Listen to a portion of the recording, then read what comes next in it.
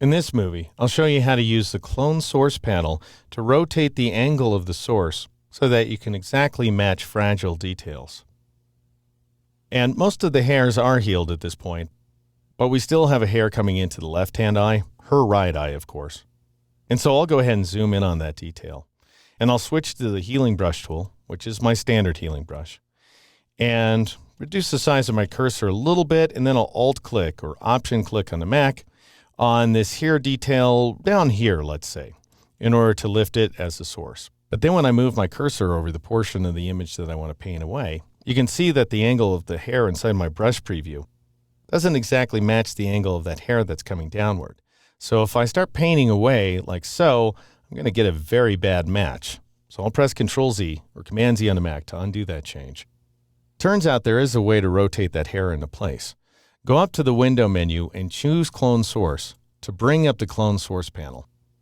And notice you have all these options for scaling the size of the source. You can also flip the source horizontally or flip it vertically. And flipping horizontally is particularly useful if you want to clone a detail from the left side of somebody's face onto the right side, for example, if one eye is closed more than the other. But the most common way to use this panel, in my experience, is to rotate the source. So I'm going to go ahead and click on this rotate icon in order to make the value active. And then I'll move my brush cursor over the hair so that I can see what I'm doing. And I'll start things off by pressing and holding Shift up arrow, which increases the values you can see here inside the panel. But that apparently is going the wrong direction. I've rotated my cursor clockwise instead of counterclockwise. So I'll press and hold Shift down arrow to rotate it the other direction. And at -15 degrees, I've gone too far. So I'll press Shift up arrow a few times. And it appears that a value of -7 degrees works out great. So once I have achieved a value that looks pretty good, I'll go ahead and paint over the hair as I did before and see if I get a better result. And sure enough, I do. I think my brush is too big, so I'm going to press Ctrl-Z or Command-Z on the Mac. In order to undo that brush stroke, reduce the size of my brush by pressing the left bracket key a couple of times. And then I'll click, and I'll shift-click my way into the upper left region of the eye. And then I'll Alt-click or Option-click again in order to load a different source point. And then I'll Alt-click or Option-click again and paint over this little defect.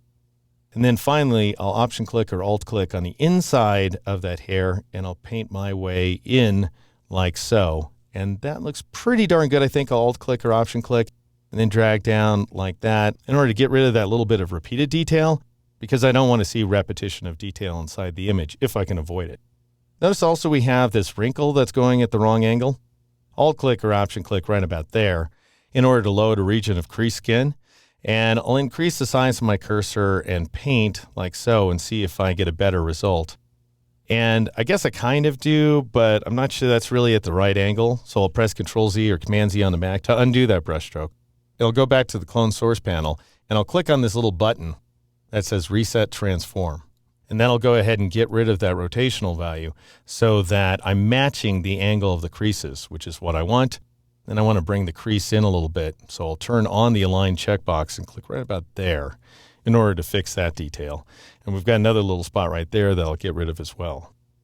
Let's see what we've done here. I'll go ahead and zoom out just a little bit so we can take in the eye at 100%. This is the hair from the original version of the image. And this is the hair removed thanks to our ability to rotate the source point from the Clone Source panel.